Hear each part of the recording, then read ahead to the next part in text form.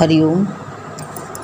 ये आपका प्रश्न है कि हम जन्म मृत्यु के चक्कर से बचना है, हमें जन्म मरण के चक्कर से बचना है, इसका सरल उपाय क्या है? जन्म मरण से बचने का सरल उपाय क्या है? सरल उपाय यही है, अहंकार छोड़ दो। मैं नहीं, मैं को मिटा दो। मैं मुक्त होना चाहता हूँ, मैं जो है हमको मुक्ति चाहिए, हमको चक्कर छूटना चाहिए। जन्म मरण के चक्कर तो छूटे है ही हैं, कितने चक्कर तो लगा चुके हो, अब चक्कर कहाँ रह गया है? गुरु मिलने से झगड़ा ख़त्म हो गया है, ना मैं ही रहा ना मेरा रहा है। गुरु मिलने से झगड़ा ख़त्म हो गया। जब गुरु की शरण में आ गए हो, अब जो है चक्कर ख़त्म हो गया है, चक्कर रह नहीं गया। सबसे सरल उपाय है ईगोलेस हो जाओ, अहंकार ख़त्म कर दो बस। और नहीं तो अहंकारी जब तक रहता है तो वो सब में दुख ही दुख मानता रहता है। क्या करे, हर एक में दुख ढूंढता रहता है, हर उसको दुख ही दुख दिखाई देता है। वो कहता है दुख से बचने के लिए संसार को त्यागना चाहता है, ये भी अहंकार है। जो कहता है कि यह संसार दुख ही दुख है, जन्म दुख है तो मृत्यु दुख है, ये भी तो अहंकार है। एक जीना दुख है तो मरना भी दुख है। संसार दुख है तो कहते हैं ये दुखों ये संसार दुख है तो कहते हैं त्याग भी दुख है। ये संसार दुखों की खान है, इसलिए भागो इससे छोड़ करके। घर बार पत्नी बच्चे छोड़ करके भागो। छोड़ के भागने से क्या होता है? कुछ मिल जाता है? छोड़ के भागो। अगर जो है छोड़ के भागोगे, छोटी चीज़ छोड़ दोगे, धन संपत्ति जो है बच्चे लड़के घर परिवार छोड़ दोगे, ये दुखों की खान है, इसका कारण है। किंतु कहते छोड़ने से दुख समाप्त नहीं होते हैं। गुरु का वचन है कि दुख छोड़ने से दुख समाप्त नहीं होते हैं। कारण कि शरीर मन वासना तृष्णा जिसके रहते हुए जंगल में भी भाग जाओगे तभी भी शांति नहीं मिल सकती, कहीं भी चक्कर नहीं ख़त्म हो सकता है। अधिक बेचैनी वहाँ जंगल में भी रहेगी, राग दुख विराग वहाँ भी रहेगा, आसक्ति है तो कहते हैं दुख वहाँ भी विद्यमान रहेगा, सब कुछ रहेगा। अगर तुम सोचते हो कि चक्कर से बचना चाहें तो त्याग कर दें, त्याग से क्या होगा? चक्कर से बचने से बहुत लोग कहते हैं घर का त्याग कर दो, घर के त्याग करने से चक्कर मिट जाएंगे, नहीं मिटेंगे। वहाँ भी चक्कर लगाने के, छोटा सा ये घर द्वार पत्नी बच्चे छोड़ दोगे, वहाँ आश्रम बनाओगे बड़ा सा जाके। वो जरा सी भी एक बीज रह गया इच्छा का कोई कि घर त्याग देना, ये भी तो त्याग देने का अहंकार है, ग्रहण करने का अहंकार है। दोनों अहंकार हैं, इनसे दोनों से न्यारा होने का। जहाँ बैठे वहीं बैठे रहो, यही सबसे सरल उपाय यही है। जहाँ बैठे हो जन्म मृत्यु का ये जो चक्कर ख़त्म हो जाएगा अपने आप ही। शांत हो करके बैठो, ना जिंदा रहने की इच्छा करो, ना मरने की इच्छा करो, ना बंधन काटने की इच्छा करो, ना बंधन बांधने की इच्छा करो। कुछ इच्छा लेस हो जाओ। जो ज्ञानी होता है इच्छा लेस हो जाता है। उसको कोई तो वो सोच छोटी चीज़ को त्याग देता है और बड़ी चीज़ की लालसा मन में होती है। बड़े आश्रम की वहाँ जा करके अपनी नई दुनिया बना लेता है।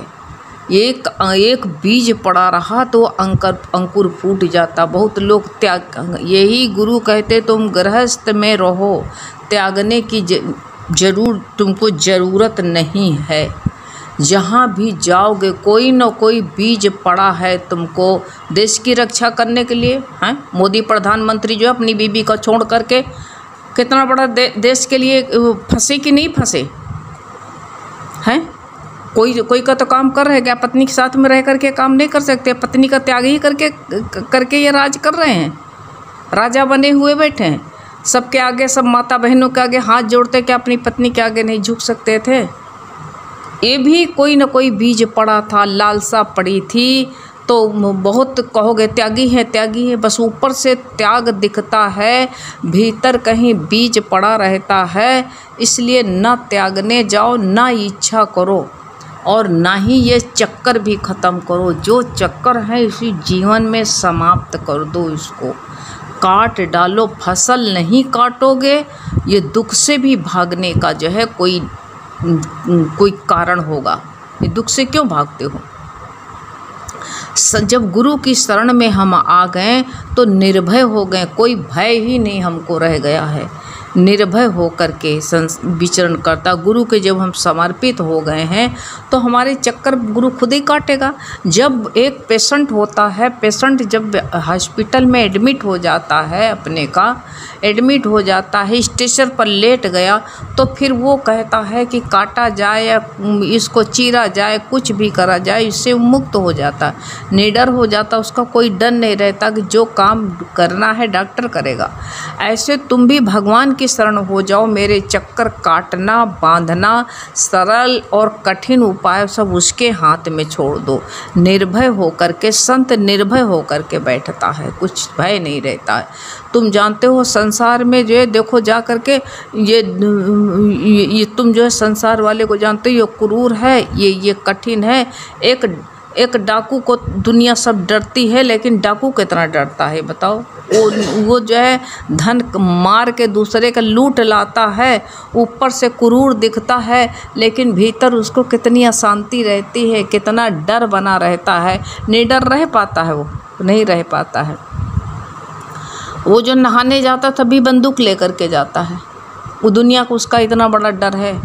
खाना खाने बैठता बंदूक लेकर के खाना खाने बैठता है, सोने जाता है तो बंदूक ले करके वो सोता है। इतना उसको दुनिया संसार से डर भरा पड़ा है। ये बताओ वो निर्भय है, उसके अंदर कितना भय भरा पड़ा है। लेकिन जब संत के पास में आता है तो बंदूक रख के खाली हाथ जोड़ कर बैठ जाता है। एक निर्भयता कहाँ पर है? एक जो है निर्भय इंसान कहाँ रह सकता है गुरु की शरण में? ऐसे तुम भी अपने चक्कर के चिंता में मत रहो कि हम जो है ये जन्म मरण के, मरण हमारा कुछ नहीं बिगाड़ सकती है। अब जन्म मरण के चक्कर से हम जो है मुक्त हो गए हैं, क्योंकि गुरु की शरण में हो गए हैं, हम गुरु के आगे समर्पित हो गए हैं, तो अब हमको कोई चिंता रही नहीं गई है। अब गुरु के आगे समर्पित हो जाओ, निश्चिंत हो जाओगे। ये निश्चिंतता कब मिलेगी? जब गुरु के आगे तुम समर्पित हो जाओगे, तब जन्म का भी ना तो जन्म का भय रहेगा, ना मृत्यु का भय रहेगा। सबसे सरल उपाय यही है कि जो है भगवान के शरणागत हो जाओ। समर्पित भक्त को कोई चिंता नहीं है। 18वें अध्याय के 66 श्लोक में कहा है कि तू मेरी शरण में आ जा, मैं तेरे को सब पापों से मुक्त कर दूंगा, तू चिंता मत कर। अब भगवान जब इतनी गारंटी ले रहे हैं तो अब हमको ज़्यादा करने की क्या ज़रूरत पड़ी है? जब मक्खन निकलाया मिल रहा है तो दूध लाएं, गरम करें, जवन लगाएं, दही जमाएं, फिर मथनी चलाएं, तब जा कर के उसमें से मक्खन निकालें, निकाल के तब मिलेगा। लेकिन जो निकलाया मिल रहा है तो खाने में हमको कौन सी आपत्ति पड़ती है? इसलिए जो है ये जन्म मृत्यु का भी भय छोड़ दो, ये भी भय दुख देता है। तो इसलिए ये जन्म मरण हमारा जो है कुछ बिगाड़ ही नहीं सकते। अब हम जन्म गए तो हमको मरना नहीं है, ये सोच लो। ऐसे निर्भय होकर के संसार में रहो। जब तुम गुरु की शरण में, एक डाकू गुरु की शरण में जाता है तो निर्भय हो जाता है। निर्भय डाकू को महात्मा बुद्ध जो थे, उंगली मार डाकू के विषय में सुने तो उनको लगा ये कितना असहाय है, कितना डर में पड़ा हुआ है, ये कितनी टेंशन में है बेचारा, इसको अपने उद्धार के लिए समय ही नहीं। अब बताओ, जो दुनिया का जहमत करेगा, दुनिया की चिंता में मरेगा, दुनिया की चिंता में ज़्यादा टेंशन करेगा कि इस राज्य में क्या हो रहा। राजा बन जाना कोई मामूली काम है? अरे हम तुम तो एक घर में कितना जो है टेंशन में रहते हैं। जो राजा बनता तो दुनिया भर के टेंशन में, वहाँ क्या हो रहा, वहाँ क्या हो रहा, उसको अपनी मुक्ति के लिए चिंता ही नहीं, फिक्र, मतलब जो है उसकी मुक्ति के लिए फुर्सत नहीं है। अपने लिए ना खाने की फुर्सत, ना सुख भोग की फुर्सत, काहे की फुर्सत नहीं है उसको, है। तो इसलिए जो है हम तुम जहाँ बैठे हैं बहुत अच्छा है, पर गुरु ने जहाँ बैठाया, गुरु के समर्पित हो जाओ, तभी यहीं से तुम जन्म मृत्यु के डर से छुट्टी पा जाओगे। ना जन्म रह जाएगा मृत्यु, ना मृत्यु रह जाएगी। तुम भगवान की शरण में गुरु के पूरा समर्पित हो जाओ तो। और नहीं तो दुनिया में संसार में जाता है इंसान जो कहता हम बड़े बड़े आश्रम बना रहे हैं, उसको कितनी टेंशन होती है। कथा सुनाता है लेकिन उसका मन कहाँ रहता, कितनी टेंशन रहती। आज कहीं चढ़ावा कम तो नहीं आ गया, और ये चढ़ावा का हम क्या बनाएंगे, कौन सा जो है बिल्डिंग तैयार करेंगे, कौन सा आश्रम बनवाएंगे। ये माता के लिए है तो वो पिता के लिए बनवाएंगे, तो वो माता के लिए बनाएंगे। वो गाय के लिए बनवाएंगे तो भैंस के लिए बनवाएंगे। भगवान में कितना समर्पित है ये सोचो। यही लिए जो है ये जो सच्चे सतगुरु का ज्ञान रहता, कहता तुम जहाँ भी बैठे हो वहीं बैठे रहो और तुम भगवान के समर्पित रहो। जिस दिन तुम्हारा समय आएगा, भगवान कोई न कोई रूप धारण जो मर्जी हो, तो काल आए तो उसका भी स्वागत करो, काल का भी स्वागत करो। जो काल का स्वागत करता है तो वो जो है निडर रहता है। काल से भी डरो नहीं, काल का स्वागत करो। काल जो आता है तो उससे डरें क्यों, वो तो सच्चा अतिथि है। जो चिट्ठी फ़ोन करके आता है, चिट्ठी दे कर के आता है, और जो है संदेशा दे कर के आता है, वो अतिथि नहीं होता है। अतिथि वो होता जो अचानक में आ जाए। तो काल तो ना चिट्ठी देता है, न ही फ़ोन करता है, न संदेशा देता है, अचानक आता है। सच्चा अतिथि वही है, उससे डरना क्या, उसका भी सत्कार करो, काल का भी। राजा को कहा गया था कि जो है तुम्हारा काल आए तभी भी उसका सत्कार करना। राजा के सामने काल आया, कहा कल तुम्हारी मृत्यु है और सर्प आएगा, काल बन करके तुम्हारा जो है सर्प आएगा और तुम्हारा जो है प्राण लेने के लिए तुम्हारा शत्रु है। लेकिन वो काल का भी तुम सत्कार करना। राजा ने जो है झाड़ियाँ कटवा करके फूल बिछवा दिया, सुगंधित, उसमें सुगंध फूलों में जो सांप को सुगंध ज़्यादा पसंद है वो सुगंध छिड़का दिया, और बादाम पिसवा के जगह जगह अतिथि का, उस काल का अतिथि सत्कार किया। जगह जगह कटोरे में रख करके दूध रखवा दिया, और जो है राजा जो है उसको वहाँ की वो उजाला पसंद नहीं है, अंधेरा करवा दिया। अब काल आता है तो जो है सुगंधित फूल में आ करके, जहाँ से काल आता सुगंधित फूल में सूंघ करके उस सेंट में काल जो है सर्प मुग्ध हो जाता है। और जो है जब दूध बहुत पसंद, वो भी मीठा, और जो है बादाम मिला दूध, सर्प पी करके और ऐसा उसके शत्रुता सब खत्म हो जाती है। ऐसा कहा राजा ने हमारे लिए इतना सत्कार किया, उसका आतिथ्य हम ले रहे हैं और उसी के प्राण लेंगे हम। सर्प का जो है बहुत ही गलान हुई, और जो है जब राजा के पास वो सर्प जाता है डसने के लिए, तो सर्प जो है वाक्य, आदमी के वाक्य में बोलता है, बोली में कहता, राजन मैं आपसे बदला लेने के लिए काल आया हूँ, और जो है आपको मालूम हो गया है आपने मेरा आतिथ्य कितना मेरा सत्कार किया है, मेरा कितना आतिथ्य किया है। धन्य है राजन, हे राजन अब मेरा मन पलट गया है। राजन मेरे सर पे हाथ रख दो अपना, राजा तुम मेरे सर पे हाथ रख दो। राजा ने सोचा है तो ये मेरा शत्रु हमारा आज आखिरी तो है ही है।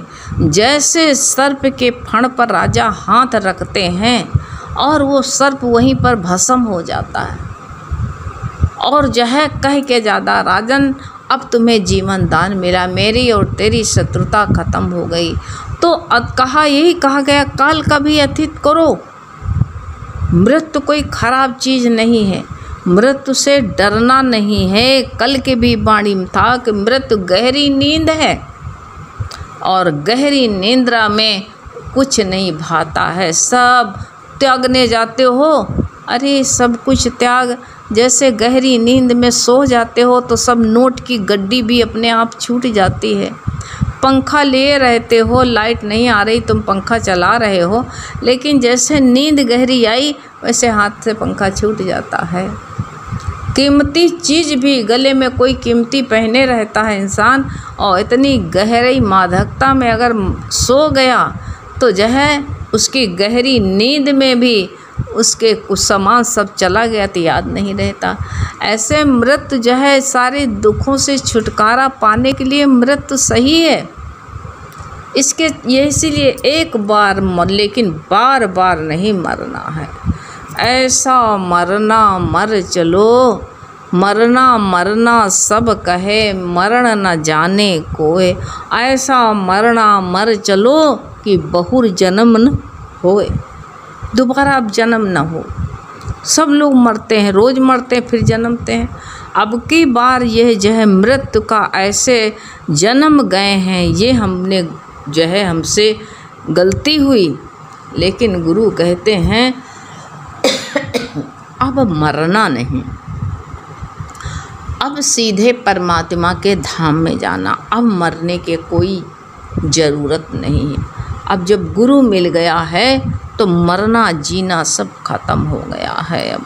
तो इसलिए जन्म मरण से ये चक्कर जो हैं, गुरु की शरण में जाओ पहुँच जाओ। सबसे सरल उपाय यही है कि गुरु के शरण में पहुँचना मात्र है बस, और कुछ करना नहीं है। गुरु की शरण में आ जाओ। जो जन्म मरण से बचना चाहो गुरु की शरण में आओ। सबको उठाएं गुरु, गले से लगाएं गुरु, यही गुरु का उपकार है। तो ऐसे गुरु के उपकार को पाओ जन्म मरण से बचने के लिए। एक तरीका है, बस गुरु के शरण में आ जाओ, कोई उपाय नहीं। जन्म मरण के चक्कर से छूटने के लिए कोई कोशिश मत करो, हैं इसको छोड़ो और कुछ न करने बैठो, बस भगवान के शरण में आ जाओ।